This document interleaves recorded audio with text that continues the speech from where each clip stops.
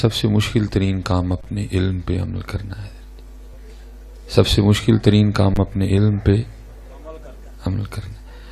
اللہ یہاں بیٹھے سب سے عام بندے کے پاس بھی جتنا علم ہے نا، اگر وہ بھی اس پہ عمل کر لے تو وہ بھی اللہ کا ولی بن جائے. حضرت نے بہت خوبصورت تلاوت کی، لیکن یہ انہوں نے کی ہے. مجھے میرے بارے میں پوچھا جائے گا بتا تو نے کیا کیا. صرف سامنے بیٹھ کے سبحان اللہ کہنے سے تو نہیں جان چھوٹ جائے گی. یہ انہوں نے کی ہے، میں نے نہیں کی، آپ نے نہیں کی.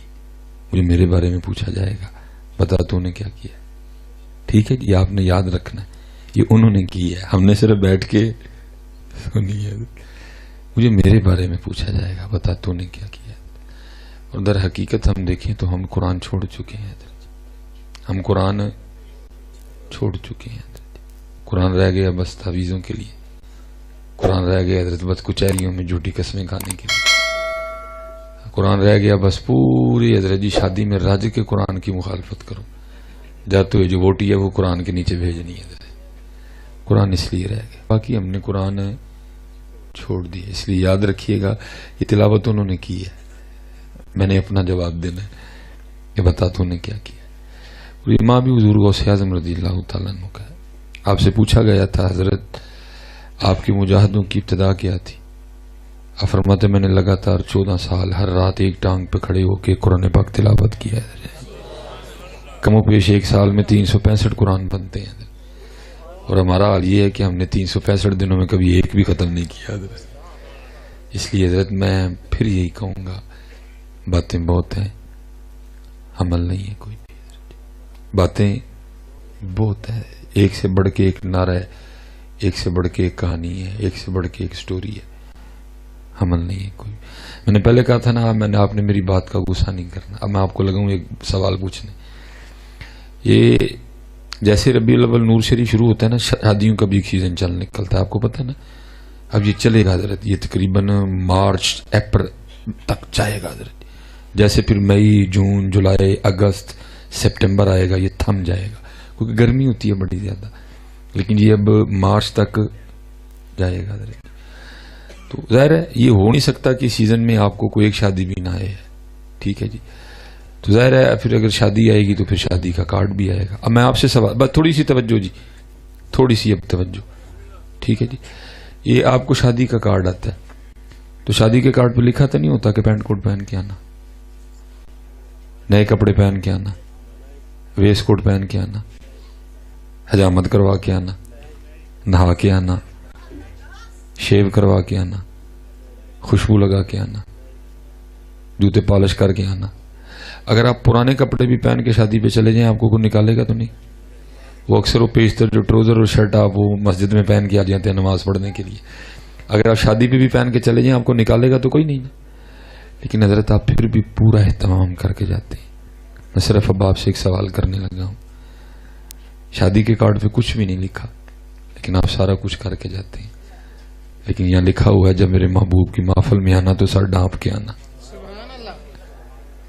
اب آپ دیکھ سکتے ہیں کتنے سر ننگے ہیں اور کتنے سروں پہ ٹوپی. یہ ہمارا حال ہے، یہ ہمارا. میں صرف آپ سے پوچھنے لگا ہوں یار یہ ان ٹوپی بھی پاری ہو گئی، شادی کارڈ پہ کچھ نہیں لکھا تھا، آپ سب کچھ کر کے جاتے ہیں. یہاں لکھا ہوا ہے کہ سر ڈانپ کے آنا. یہ ہماری بے وفائی کا حال ہے، یہ ہماری بے وفائی کا. آپ کے خیال میں یہ پاگیاں یہ ٹوپی صرف مولویوں کے لیے آئی ہے، آپ کے لیے نہیں آئی؟ اور پتہ مجھے آپ پہ سب سے زیادہ دکھ بڑے نکام پڑھائے ہیں میں نے بھی. اب میں بڑا اوائڈ کرتا ہوں حضرت جی، تھوڑا حساس دل کا مالک ہوں. دکھ پتہ کس بات کا ہے؟ اسپیشل میں نوجوانوں سے مخاطب ہوں. تو ہی کری نبی علیہ السلام لی نہیں ہے بنی ہے. جس دن ووٹی لین جاتے ہو دن سر تے کلا تر لیتے ہو. کبھی ان کے لیے نہیں باندھی. چلو عید پہ باندھ لے بندہ، شبرات پہ باندھ لے بندہ، 27ویں پہ باندھ لے بندہ، 12 ربیع الاول پہ باندھ لے بندہ، کسی رمضان کے جمعے میں ہی باندھ لے بندہ، عید والے دن ہی باندھ لے کہ بھائی میرے نبی کی سنت نہیں. لیکن جس دن ووٹی لین جانا ہے وہ دن سر تے کلا رکھ لینا. اللہ سسرال والوں نے نہیں یہ کہا تھا بھائی کلا پا کے آئے گا تی دینی. یہ میری بات یاد رکھیے گا حضرت، یہ نوٹ ہو رہا ہے آپ کا ایک ایک کام حضرت، اور بروز قیامت ایک ایک کام ہمارے سامنے آئے گا، اور پھر ہمیں پوچھا جائے گا 10 بندے اوتھے کی تھے ایتھے کی۔ اللہ پتہ ہے صحابہ کا کیا مزاج تھا؟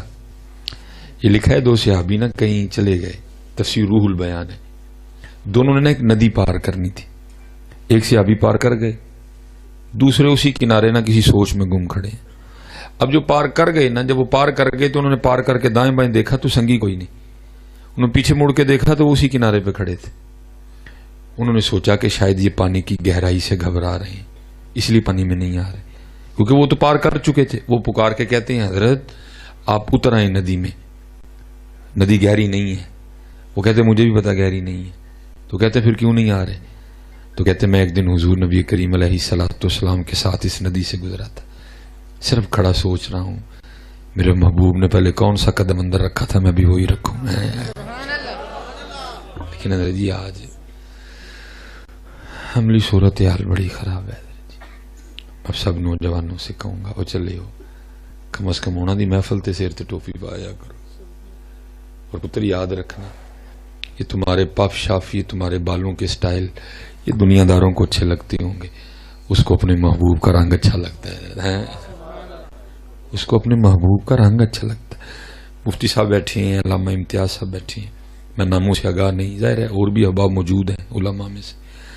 یہ لکھا ہے کہ جب فرعون دریا نیل میں غرق ہوا نا، حضرت موسیٰ علیہ السلام واپس تشریف لائے تو ایک شخص تھا، وہ پتہ کیا کرتا تھا؟ وہ حضرت موسیٰ علیہ السلام کی طرح سر پہ پگ باندھ لیتا تھا، آپ کی طرح ہاتھ میں سا پکڑ لیتا تھا، آپ کی طرح جبہ پہن لیتا تھا، اور چونک میں کھڑے ہو کے نا حضرت موسیٰ علیہ السلام کے انداز میں آپ کے قلب مبارک کو دکھانے کے لیے تقریر کیا کرتا تھا۔ جب حضرت موسیٰ علیہ السلام واپس تشریف لائے تو وہ پھر رہا تھا۔ آپ نے اللہ کی بارگاہ میں عرض کی رب کریم سب سے زیادہ تو یہی ستاتا تھا، اس کو پھر چھوڑ دیا۔ تو جواب کیا تھا کلیم چھڑنا نو ہی نہیں سی، لیکن کی کریں دی پگ تاڑی پگ یہ جبا آپ دے جبے آ رہے، یہ سوٹا آپ دے سے آ رہے، یہ ٹردا آپ آ رہے، یہ بولدا آپ آ رہے، کی کریے سانو یہ وچوں اپنا کلیم نظر آتا ہے۔ وہ چلے کو دکھانے کے لیے بھی دل ان کا رنگ اختیار کرے تو اللہ اس کو بھی چھوڑ دے۔ تو اگر آپ حضور نبی علیہ السلام کی محبت میں ان کا رنگ اختیار کریں گے تو پھر کیا کیا نہیں ہوگا حضرت۔ اور اقبال نے کہہ دیا جی، اقبال کہتے ہیں کی محمد سے وفا تو نے تو ہم تیرے ہیں، کی محمد سے وفا تو نے تو ہم تیرے ہیں، یہ جہاں چیز ہے کیا لوح و قلم تیرے ہیں، خودی کو کر بلند اتنا کہ ہر تقدیر سے پہلے خدا بندے سے خود پوچھے بتا تیری رضا کیا ہے۔ ہمت کرو یار کا کیوں، ہمت کرو یار، کم از کم یار دل دکھتا ہے اللہ کی قسم ہے یار، ہم اتنے رہ گئے ہیں جب ہم نے ان کی محفل میں بھی ان کا رنگ اختیار کر کے نہیں آنا، اتنے ہی ہم رہ گئے ہیں۔ شادیاں تے نویں کوٹ پینٹاں ٹائیاں توتے واجے رسماں سب کچھ ہو رہا ہے، ہم اتنے رہ گئے، ہم اب ان کی محفل میں بھی ان کی بات نہیں مانیں گے۔ یہ پتہ ہے اس وقت کنڈیشن کیا ہے؟ یہ بالکل اینجی میں بندہ نون لیگ دے جلسے دے جائے دے جھنڈے پی ٹی آئی دے لائے جائے، بات میں نے غلط تو نہیں کی؟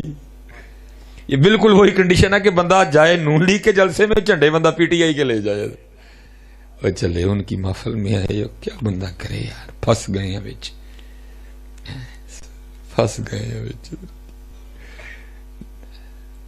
جھوٹ بولا نہیں جاتا، سچ آکھاں دے پامبڑ بلدے، جھوٹ بولیا نہیں جاتا۔ بابے نے پتہ نہیں کی پر چھڑے اندر، دل تے میرا بھی کردہ جاندے میں بھی پورا ٹیچی کیس پیسے دا لے کے جاواں، لیکن جھوٹ نہیں بولیا جاتا۔ لیکن بلے شاہ کہندے نے سچ آکھاں تے پامبڑ بلدے۔ اس لیے میں آپ سب سے گزارش کروں گا پتہ کم از کم آج کے بعد اتنا کرنا، ان کی محفل میں ننگے سر نہ آنا ہے، ٹوپی پہن کے آنا، ہو سکتا ہے تم پہ رحم ہو جائے، ہو سکتا ہے تسی انہوں پسند آ جاؤ، ہو سکتا ہے نظر مبارک پڑ جائے، ہو سکتا ہے پتر، وہ بس نظر پڑنے کی دیر ہے جی، پھر بدل جائے گا سارا۔ اور دیکھو جی آج ہے بھی یوم اقبال، اقبال تو آگے کہتا ہو کیا ہے تو نے متائے غرور کا سودا، کیا ہے تو نے متائے غرور کا سودا، فریب سود و زیاں لا الہ الا اللہ، یہ مال و دولت دنیا، یہ رشتہ و پیوند، بتانے وہم و گما لا الہ الا اللہ۔ اور جی اقبال ہی کی نظر جی، اقبال پھر کہتے کیا ہیں اسپیشل نوجوانوں کے لیے، ہمت کرو جی تھوڑی جی ہمت کرو جی۔ اقبال کیا کہتے ہیں؟ تیرے عشق کی انتہا چاہتا ہوں، میری سادگی دیکھ کیا چاہتا ہوں۔ کبھی کبھی خود کو نا ٹیسٹ لگا کے دیکھا کریں کہ میں کیا چاہتا ہوں۔ ہاں حضرت جی، کبھی کبھی دیکھا کریں خود کو ٹیسٹر لگا کے کہ میں کیا چاہتا ہوں۔ آئے تو ہم بھی اسی کو چاہنے تھے، لیکن دکھ کی بات یہ ہے اس کو چھوڑ کے ہم نے سب کچھ چاہا ہے۔ ہماری جو چاہتوں کی لسٹ ہے نا اس میں سارا کچھ ہی ہے، نہیں ہے تو اس کی چاہ نہیں ہے، سارا کچھ ہی ہے، نہیں ہے تو اس کی چاہ نہیں ہے، باقی ہم نے سب کچھ چاہا۔ میں نے تو لوگوں کو یہاں تک کہتے تھے انہوں اپنی بلی نہ بڑا پیار ہے، میں نے لوگوں کو یہاں تک بھی کہتے سب کچھ چاہا جی ہم نے، نہیں چاہا تو اس کو نہیں چاہا۔ ہلائے اسی کو چاہنے تھے، آئے اسی کو چاہنے۔ شعر اقبال نے بڑے اس میں خوبصورت لکھے، لیکن جو چلو میں اسی پہ بات کو ختم بھی کیے دیتا ہوں۔ پھر اقبال کہتے کیا ہے؟ یہ جنت مبارک رہے زاہدوں کو۔ اقبال ہے جی شاعر مشرق، حکیم الامت، اسی تو 10 روپے کا نوٹ نہیں چھڑ دے، اقبال ساری جنت چھڑن دے سوکھا کام ہے۔ اور اقبال تھا وہ کی حق سے فرشتوں نے اقبال کی غم بازی ہے، وہ اقبال تھا حضرت جی، کوئی مذاق نہیں تھا، اس کو پتا تھا میں کیا کہہ رہا ہوں۔ اور میں ایک ہی حدیث پہ اکتفا کروں گا، اقبال ساری جنت چھوڑ رہے، اور میں آپ سے کہوں گا کبھی کبھی بذریعہ سورہ رحمان نا جنت کی سیر کیا کریں، سورہ رحمان آپ کو جنت کی سیر کروائے گی۔ اور پھر اگر آپ کبھی سورہ رحمان کی تلاوت کریں گے، سورہ رحمان پھر آپ کو ایک جگہ پہ لے جائے گی، کیا؟ حور مقصورات فی الخیام، یہ حور جنت کی نعمتوں میں سے ایک نعمت ہے۔ اور نبی علیہ السلام فرماتے ہیں یہ حسن حور کا عالم ہے۔ محبوب علیہ السلام فرماتے ہیں اگر کوئی جنت کی حور پہلے آسمان کا دروازہ کھول کے صرف زمین کی طرف دیکھ ہی لے، محبوب علیہ السلام فرماتے ہیں جنتی حور کا چہرہ اتنا روشن و منور ہے کہ سورج کی روشنی اس کے چہرے کی روشنی کے سامنے پھیکی پڑ جائے گی۔ اور اقبال کیا کہتے ہیں؟ یہ جنت مبارک رہے زاہدوں کو۔ حضور نبی علیہ السلام تشریف لے گئے نا جب معراج پہ، تو آپ نے جنت کا مشاہدہ بھی فرمایا، کیونکہ آپ ہی کے نور مبارک سے بنی تھی۔ سب نور و سید نوروں تے اسدا نور دوروں، تو لکھا ہے کہ جو جنتی حوروں کی سردار تھی نا، وہ حضور نبی کریم علیہ الصلوۃ والسلام کی بارگاہ میں حاضری کے لیے حاضر ہوئی۔ جنتی حوروں کی سردار، جنتی حوروں کی جھرمٹ، یہ میں نے حدیث